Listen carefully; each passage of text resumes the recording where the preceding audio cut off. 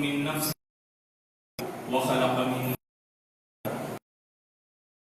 كثيرا ونساء واتقوا الله الذي تساءلون به والأرحام إن الله كان عليكم رقيبا يا أيها الذين آمنوا اتقوا الله وقولوا قولا يصلح أحب البلاد إلى الله مساجدها اللہ کے نزدیک روئے زمین میں سب سے زیادہ پسندیدہ اس کی مسجدیں ہوا کرتی ہیں وَأَبْغَضُ الْبِلَادِ إِلَى اللَّهِ أَسْوَاقُهَا اور اللہ کے نزدیک روئے زمین کی سب سے ناپسندیدہ جگہ جہاں انسان ذکر الہی سے غافل، جہاں انسان بہت ساری محرمات اور اللہ کی منع کردہ اشیاء میں اپنے آپ کو مبتلا کر دیتا ہے۔ میری مراد اسواقها، زمین کے وہ بازار جہاں پہنچ کر انسان اللہ کی یاد سے غافل ہو جاتا ہے۔ تو سب سے پسندیدہ جگہ اللہ کی مسجدیں ہوا کرتی ہیں، اور اسی لیے اللہ بلکہ اسلام سامنے آتی ہے کہ مسلمانوں نے جہاں کہیں کامیابی حاصل کی، کامیابی کی نشانی کے طور پر اس مقام پر اہل ایمان نے مساجد کو آباد کیا، مساجد کو قائم کیا۔ اس کی سب سے پہلے دلیل جب اللہ کے رسول صلی اللہ علیہ وسلم مکہ سے مدینہ ہجرت کرتے ہیں اور مدینہ داخل ہونے سے پہلے عمرو بن عوف کے قبیلے میں چند دن آپ ٹھہرتے ہیں، اور اس قبیلے والوں کے مطالبے پر اللہ کے نبی نے وہاں پر ایک مسجد کی تعمیر اور ایک مسجد کی بنیاد رکھی، جو آج بھی اس مقام پر مسجد قباء کے نام سے ایک مسجد آباد ہے۔ اور جس مسجد کی تعریف کرتے ہوئے اللہ نے قرآن مجید میں کہا لَمَسْجِدٌ أُسِّسَ عَلَى التَّقْوَى، سورہ توبہ میں اللہ نے اسی مسجد کی تعریف کی، یہ ایسی مسجد جس کی بنیاد تقوی پر رکھی گئی ہے، جس کی بنیاد خشیت الہی پر رکھی گئی ہے۔ اور ابن کثیر رحمت اللہ علیہ نے اپنی تاریخ کی مایہ ناز تصنیف البدایہ والنہایہ میں اس مسجد کے حوالے سے لکھتے ہیں ابن کثیر رحمت اللہ علیہ اول مسجد بنی فی المدینہ واول مسجد بنی لعموم الناس، مسجد قباء ایسی مسجد جو مدینے میں سب سے پہلے جس کی تعمیر کی گئی اور عام لوگوں کے لیے بنائی گئی سب سے پہلی مسجد مسجد قباء ہے۔ اور مدینہ پہنچنے کے بعد اللہ کے نبی صلی اللہ علیہ وسلم نے سب سے پہلا کام آپ نے کیا کیا؟ آپ نے سب سے پہلا کام تو یہی کیا کہ جہاں آپ نے انصار اور مہاجرین کے بھائی چارگی اور الفت و محبت و اخوت کا آپ نے انہیں درس دیا اور ان کے درمیان الفت و محبت اور اخوت قائم کیا، تو اسی کے ساتھ ساتھ آپ نے سب سے پہلے مسجد نبوی کی آپ نے تعمیر فرمائی، اور یہ ایسا مبارک کام تھا، مسجد کی تعمیر کا ایسا مبارک کام جس میں رحمت للعالمین بنفس نفیس شریک ہوتے ہیں۔ اللہ اکبر، کتنا مبارک کام ہے مسجد بنانا، مسجد کو آباد کرنا کتنا مبارک کام ہے۔ پیارے حبیب صلی اللہ علیہ وسلم بنفس نفیس اس مسجد کی تعمیر میں آپ شریک ہوتے ہیں، پتھروں کو منتقل کرتے ہیں اور مٹیوں کو آپ منتقل کرنے میں اور پتھروں کو ایک مقام سے دوسرے مقام تک پہنچانے میں آپ تو صحابہ کے ساتھ شریک تھے، اور صحیح بخاری مسلم کی حدیث ہے آپ پتھر کو منتقل کر رہے تھے اور آپ یہ شعر پڑھ رہے تھے اللہم لا عیش الا عیش الآخرہ فرحم الانصار والمہاجرہ، یہ آپ شعر پڑھ رہے تھے اور پتھر کو آپ منتقل کر رہے تھے، صحیح بخاری مسلم کی حدیث ہے اللہم لا عیش الا عیش الآخرہ، اے پروردگار تو آخرت کی زندگی ہے، اگر کوئی زندگی ہے حقیقی معنی میں تو آخرت کی زندگی ہے، اے پروردگار تو انصار اور مہاجرین پر رحم و کرم کا معاملہ فرما۔ تو اس واقعے سے ہمیں پتا چلا مدینہ داخل ہونے سے پہلے آپ نے بنو عمرو بن عوف کے فرمائی، اور جب آپ مدینہ پہنچتے ہیں ہیں تو مسجد نبوی کی آپ نے تعمیر فرمائی. تو اس سے پتا چلا کہ اہل ایمان کی پہچان مسجدیں ہیں دوستو. اور جہاں کہیں یہ کامیابی حاصل کرتے ہیں اور اپنی کامیابی کی نشانی کے طور پر اللہ کے گھر کو آباد کرتے ہیں. عمر بن خطاب رضی اللہ تعالی عنہ اپنی دور خلافت میں آپ رضی اللہ عنہ نے بھی اس کا اہتمام کیا. جب بھی آپ صحابہ کو مختلف مقامات پر گورنر بنا کر بھیجتے اور مختلف علاقے کے جو گورنرز ہوا کرتے ہیں ان کے نام آپ جو بہت ساری ہدایات دیتے ہیں ان میں سے ایک اہم ہدایت یہ تھی ان یبنوا مسجدا جامعا فی مقر الامارہ، کہ جہاں پر حکومت کو وہ قائم کرتے ہیں، گورنری کرتے ہیں، ایسے مقام پر ایک جامع مسجد ہونی چاہیے جہاں پر سارے لوگ جمع ہو، جمعہ کا اہتمام ہو اور اس مسجد سے مسلمانوں کے مسائل کو حل کر سکیں. تو اس کا اہتمام عمر بن خطاب رضی اللہ عنہ نے اپنی دور خلافت میں بھی کیا. اور اس کی دلیل یہ ہے کہ وہ مختلف گورنروں کے نام جو آپ نے مختلف ہدایات دی ان میں سے ایک اہم ہدایت یہ ان یبنوا مسجدا جامعا فی مقر الامارہ. خود مذہب اسلام، دین اسلام اپنے ماننے والوں کو ابھارتا ہے دوستو مسجد تعمیر کریں اور مسجد کی تعمیر میں بڑھ چڑھ کر حصہ لینا چاہیے. جو مال اللہ نے آپ کو نوازا ہے، جس عقل سے اللہ نے آپ کو نوازا ہے، جس تدبیر سے اللہ نے آپ کو نوازا ہے اور جس اچھے مشورے سے اللہ نے آپ کو اچھے مشورے دینے کی جو صلاحیت اللہ نے آپ کو دی ہے اس کے ذریعے کرنے میں ہمارا من بنا للہ مسجدا بنا اللہ له بیتا. اللہ کے نبی نے خوشخبری سنائی صلی اللہ علیہ وسلم نے، جو اللہ کے لیے مسجد کی تعمیر کرے کے لیے جنت میں گھر کی تعمیر فرمائے. اللہ اکبر، کتنی پیاری خوشخبری ہے.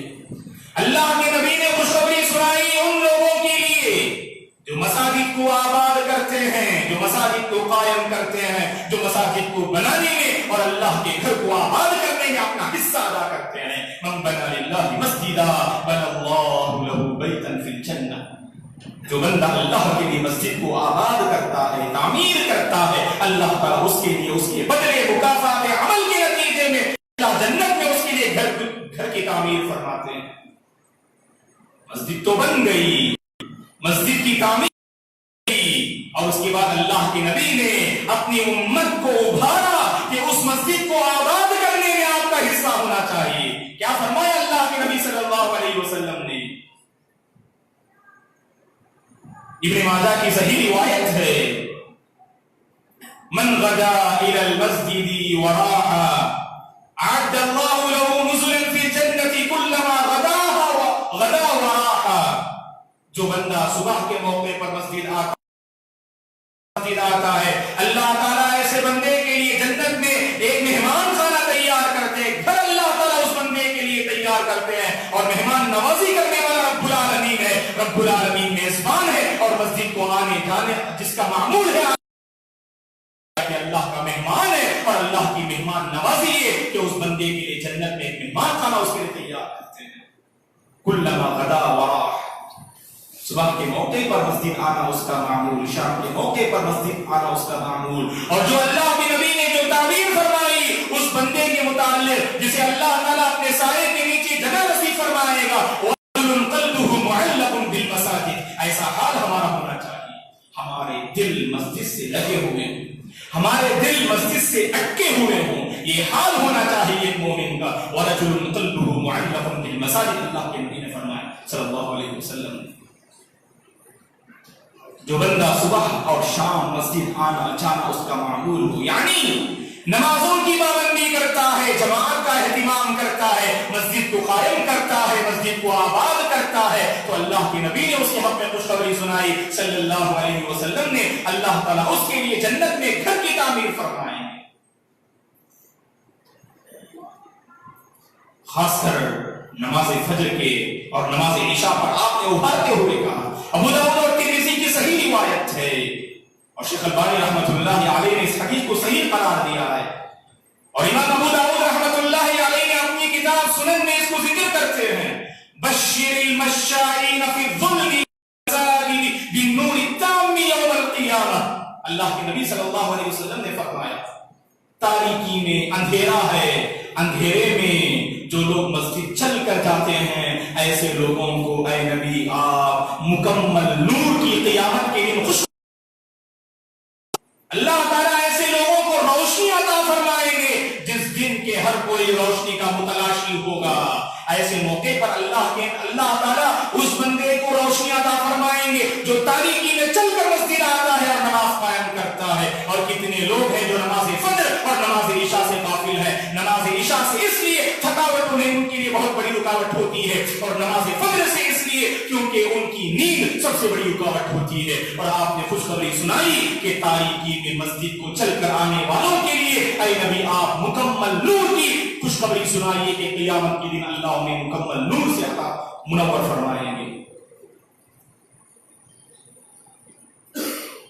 مسجد کو آباد کریں، مسجد کو قائم کریں، اور اتنی عظیم نیکی ہے کہ اللہ کے نبی نے فرمایا صلی اللہ علیہ وسلم نے جو بندہ کثرت سے مسجد آتا ہے، مسجد سے اس کا دل اگر لٹکا ہوا ہے تو گویا کہ اللہ تعالیٰ اس عمل کے نتیجے میں اس کے درجات کو بلند کرتے ہیں اور اس کی نیکی اور اس کی برائیوں پر اللہ مٹا کے رکھ دیتے ہیں۔ صحیح مسلم کی روایت ہے، عبد الرحمن بن صخر الدوسی ابو ہریرہ رضی اللہ عنہ اس حدیث کے راوی ہیں۔ اللہ کے نبی نے فرمایا ایک مرتبہ صحابہ سے رضوان اللہ علیہم اجمعین سے آپ صلی اللہ علیہ وسلم نے پوچھا الا ادلکم علی ما یمحو اللہ به الخطایا ویرفع به الدرجات، اے میرے صحابہ کیا میں تمہیں ایسا عمل نہ بتاؤں کہ جس کے ذریعے سے اللہ گناہوں کو دھل کے رکھ دے اور اللہ تعالیٰ اس عمل کے ذریعے سے تمہارے درجات کو بلند کر کے رکھ دے؟ کیا میں ایسا عمل نہ بتاؤں کہ جس سے تمہاری غلطیاں معاف ہو جائیں اور تمہارے درجات اللہ کے یہاں بلند ہو جائیں؟ صحابہ اکرام کب منع کرنے والے تھے؟ اللہ کے نبی کا یہ میرا صحابہ کی توجہ کو اپنی طرف مبذول کرنے کے لیے، اور جب کوئی اہم واقعہ بتانا ہوتا تو آپ صلی اللہ علیہ وسلم کے مختلف جو انداز تھے ان میں سے ایک پیارا انداز یہ تھا، آپ صحابہ سے آگے بڑھ کر پوچھتے اے میرے صحابہ کیا میں تمہیں ایسا عمل نہ بتاؤں کہ جس سے گناہ معاف دھل کے رکھ دے اللہ اور اس کے ذریعے سے اللہ تمہارے درجات کو بلند کر دے؟ قالوا بلا یا رسول اللہ، کہا صحابہ نے اے اللہ کے رسول کیوں نہیں بتائیے کہ وہ کون سا عمل ہے؟ آپ نے 3 عمل کی طرف آپ نے رہنمائی فرمائی۔ آپ نے فرمایا صلی اللہ علیہ وسلم نے اسباغ الوضوء علی المکارہ، پانی ٹھنڈا ہے، سردی کا موسم ہے اور گرم پانی کا انتظام نہیں ہے اور من کرتا ہے کہ اپنا ہاتھ پانی کے باوجود اگر کوئی بندہ نماز قائم کرنے کے لیے ٹھنڈے پانی سے وضو کرتا ہے کے باوجود اللہ کو یہ ادا اتنی پسند آتی ہے، اللہ تعالیٰ اس کے درجات کو بلند کرتے ہیں اور غلطیوں کو معاف کر کے رکھ دیتے ہیں۔ اور اسی طرح سے دوسرا عمل آپ نے یہ بتایا کثرت الخطا الی المساجد، زیادہ سے زیادہ مسجد کی طرف آنے والے ہونی چاہیے، گویا کہ ہم زیادہ سے زیادہ مسجد کو آباد کرنے والے بنے۔ یہ مطلب ہے کثرت الخطا الی المساجد کا کہ بازار چلنا ہمارا معمول اور مختلف اپنے کام کو نمٹانے کے لیے چلنا ہمارا معمول، لیکن سوچ کر دیکھیں اللہ کے گھر کو آباد کرنے کے لیے ہم کس قدر مسجد کی طرف دوڑ کے آتے ہیں اور اپنے قدموں کو آگے بڑھاتے ہیں۔ کثرت الخطا الی المساجد اللہ کے نبی نے فرمایا صلی اللہ علیہ وسلم نے۔ اور تیسرا عمل آپ نے بتایا، اور تیسرا عمل ایسا جو ہمارے دلوں کو جھنجھوڑ کے رکھ دیتا ہے، وانتظار الصلاۃ بعد الصلاۃ، ایک نماز ختم ہوئی کہ نہیں دوسری نماز کا انتظار کرنا چاہیے۔ دوست کیا ہم انتظار کرتے ہیں؟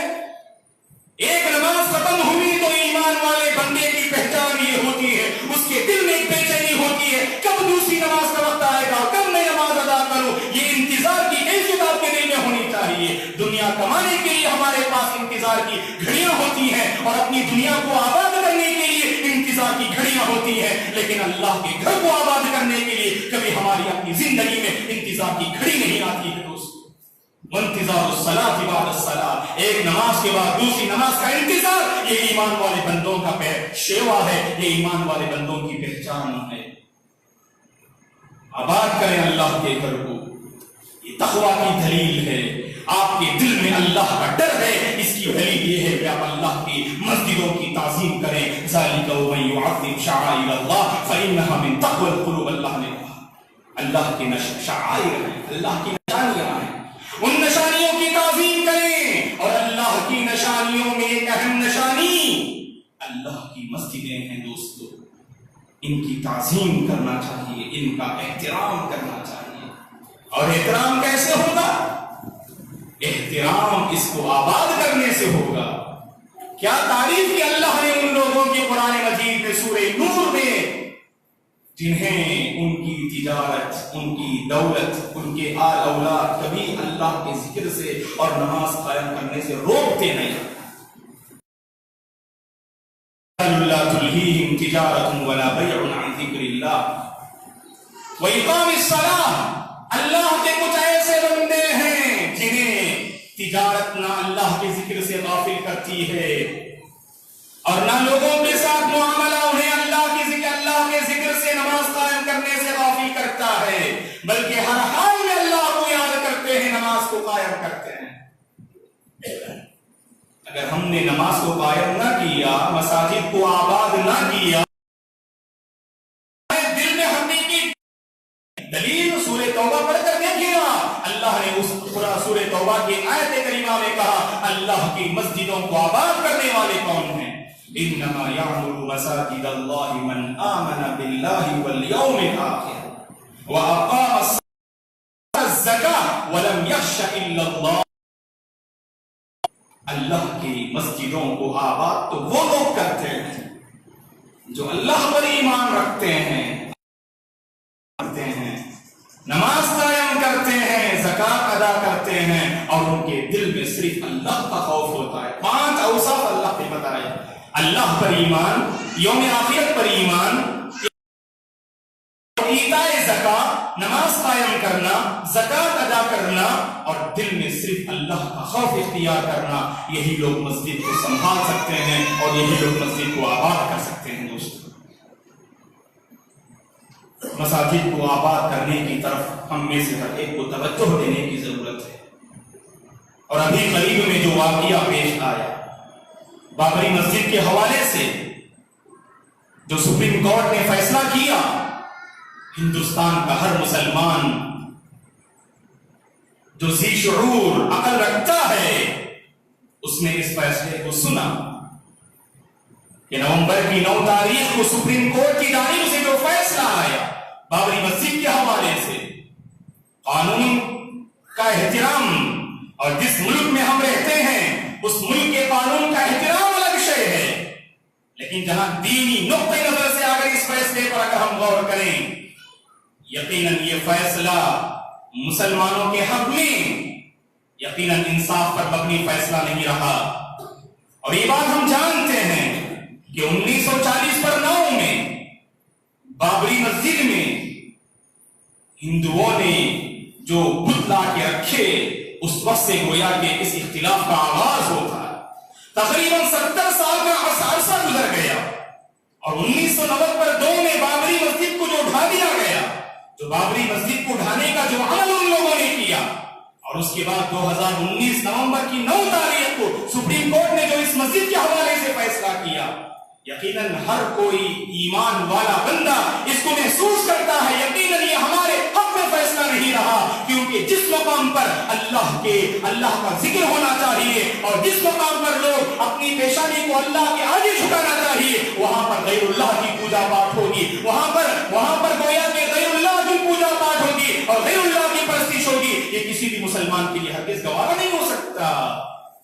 یہ تو ایک واقعہ اور ثانیہ ہوا جو ہم مسلمانوں کے ساتھ، اور ہم وہ دیکھ رہے ہیں کہ حکومت کا جو فیصلہ ہوا، مسلمانوں کی یہ توقع رہی کہ اس مرتبہ حکومت میں کچھ تبدیلی آئے گی اور ایسے لوگ اقتدار پر آئیں گے جو امت مسلمہ کے حق میں، مسلمانوں کے حق میں، بلکہ پوری انسانیت کے حق میں نفع بخش ہو. لیکن معاملہ بالکل برعکس نکلا کہ حکومت پر وہ لوگ اقتدار پر وہ لوگ آئے جو بالکل اسلام اور مسلمان دشمنی جو اپنے اندر رکھتے ہیں. اور بابری مسجد کے حوالے سے بھی جو فیصلہ آیا وہ مسلمانوں کی توقع سے، کیونکہ جتنے ہمارے پاس شہادات تھی، جتنی ہمارے پاس دلیلیں تھیں، ان دلیلوں سے اور ان خلاصی امید تھی کہ کہ گویا کہ یہ ہمارے حق میں فیصلہ سنایا جائے گا، لیکن فیصلہ جب برعکس نکلا تو یہاں پر ہم امت مسلمہ کے حق میں یہ پیغام دینا چاہتے ہیں، گویا کہ اکثر مسلمانوں نے جو کردار پیش کیا وہ قابل تحسین ہے، کوئی رد و عمل نہیں کیا، کسی طرح فتنہ و فساد برپا نہیں کیا، جو کہ اسلام کی اہم تعلیم ہے کہ فتنہ و فساد کو مذہب اسلام کبھی برداشت نہیں کرتا۔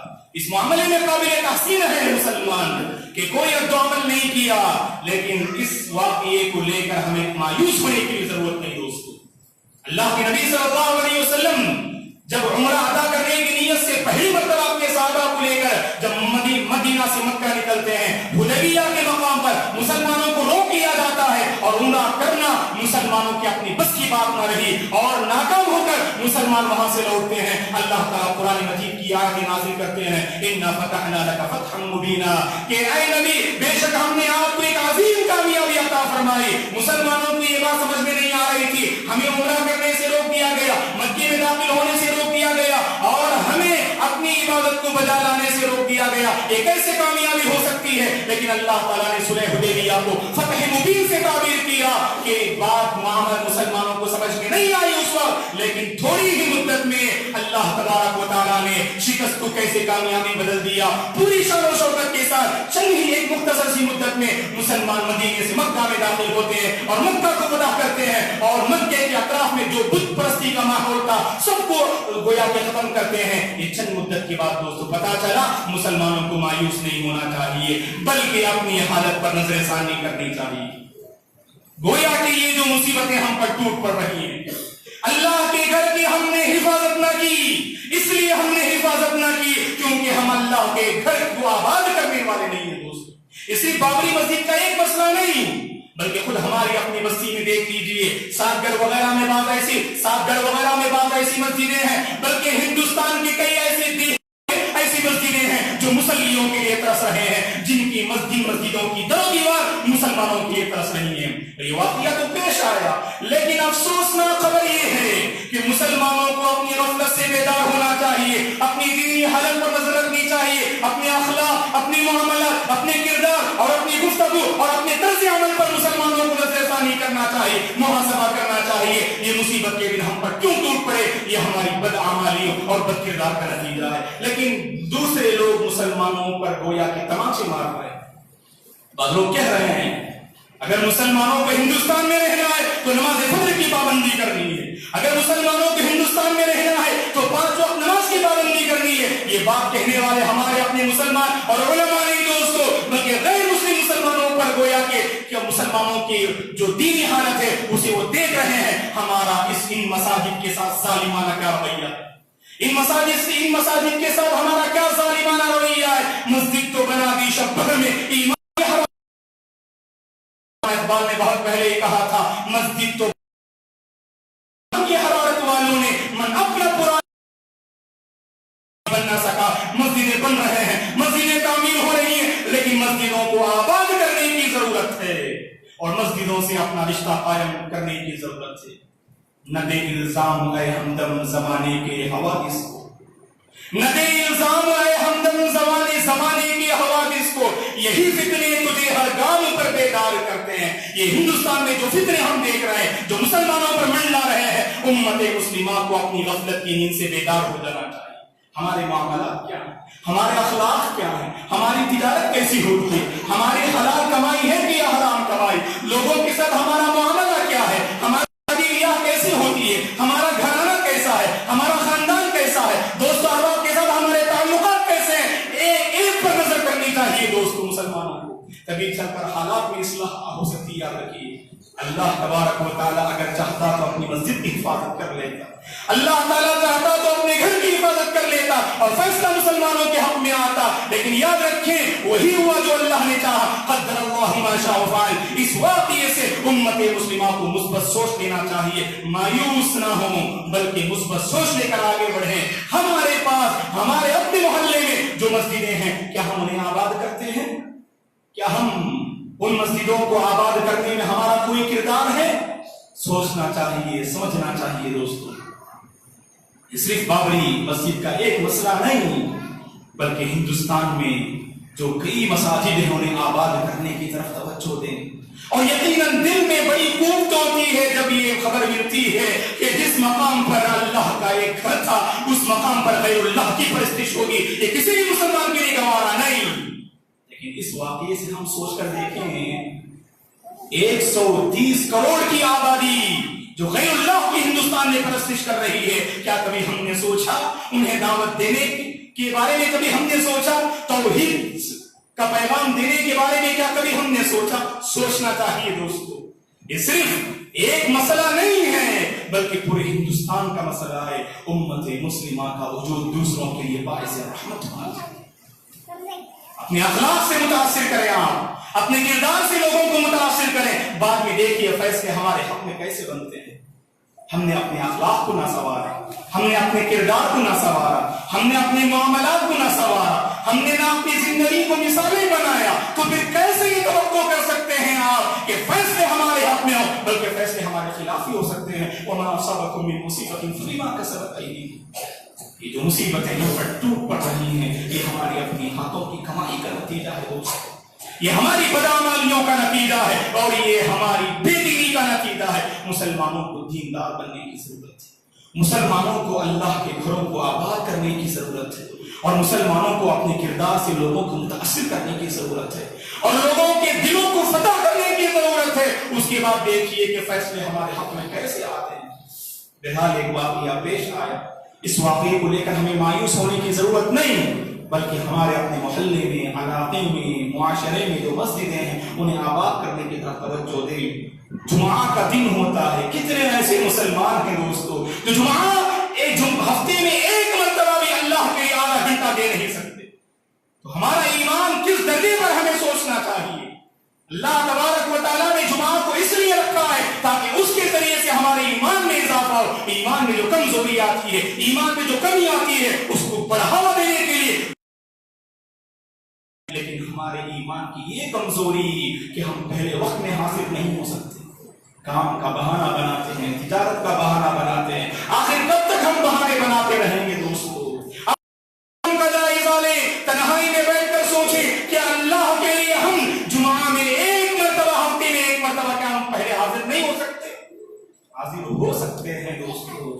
شرط اس بات کی ہے کہ ہمیں سمجھنا چاہیے اللہ نے ہمیں سب سے بڑی نعمت اسلام سے نوازا ہے.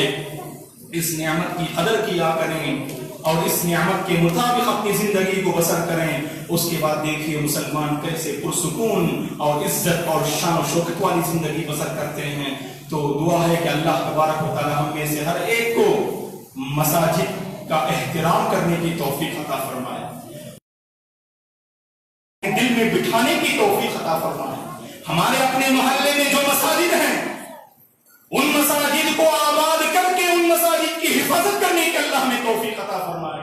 5 وقت نمازوں کی پابندی کرنے کی اللہ میں توفیق عطا فرمائے. ہمارے اپنے معاملات، ہمارے اپنے تعلقات اور ہمارے اپنے اخلاق و کردار کو بہتر سے بہتر بنانے کی اللہ تعالیٰ ہمیں سے ہر ایک کو توفیق عطا فرمائے. آمین. اقول قولی ھذا واستغفر اللہ لی ولکم ولسائر المسلمین من کل ذنب فاستغفروہ انہ غفور رحیم.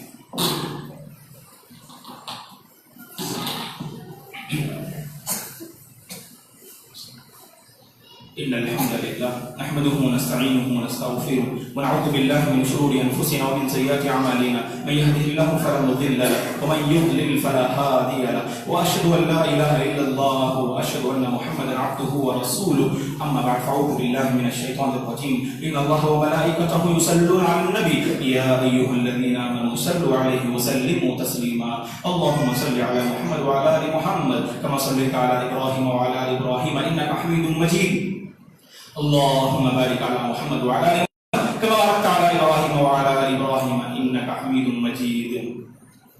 اللهم أعز الإسلام والمسلمين وأذل الشرك والمشركين.